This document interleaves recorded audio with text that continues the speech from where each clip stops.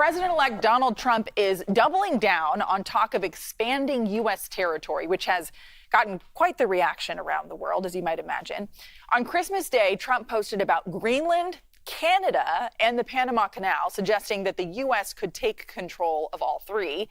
CBS News political reporter Torian Small joins us now from West Palm Beach, Florida. So, Torian, former President Trump jabbed at Canadian Prime Minister Justin Trudeau, actually calling him governor, and he even teased a steep tax cut for the Canadian people.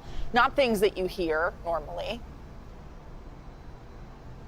Yeah, I mean, the idea behind that is that the U.S. will annex and make Canada another part of the U.S. territory, which just won't happen. As we know, it's not for sale. And it's also a sovereign nation that is looking to continue to partner with the U.S., but not necessarily be a part of the U.S. I think the reason, though, that we're seeing Trump use this type of verbiage is because his first administration was pretty instructive. He revels in being this provocateur when it comes to foreign relations, but really he's telegraphing dissatisfaction with U.S. trade policy abroad, which is why he is on the attack on Trudeau, and this is why we've seen him mention the U.S. taking over the Panama Canal. Now, when it comes to Trudeau, we know that he met with the president in late November at Mar-a-Lago, shortly after President Trump clinched the presidential election.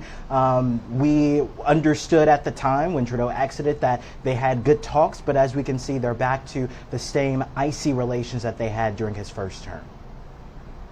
And Torian, part of this is, the former president talks this way, and then he has diplomats working under him who sort of have to still deal in those ways with their counterparts, their foreign counterparts. And President-elect Trump just announced his pick for U.S. ambassador to Panama after sparking this big feud over taking control of the canal. What can you tell us about that? Yeah, Kevin Cabrera is current Miami-Dade commissioner. He won his seat in 2022 after Trump's endorsement. He is a staunch supporter and one of the more loyal Trump followers that we've seen run for office. He was a part of his 2020 election campaign here in Florida, and he was also the executive director of the America First Policy Institute's Florida chapter. So like many of the folks shaping out Trump's cabinet, loyalty is obviously the through line here as we see more of these names come out. Torian, the former president got some attention for talking about this territorial expansion, but he also responded to something that the Biden administration did that has also gotten a lot of attention. Trump had a message for the 37 people that had their death sentences commuted by President Biden. What can you tell us about that?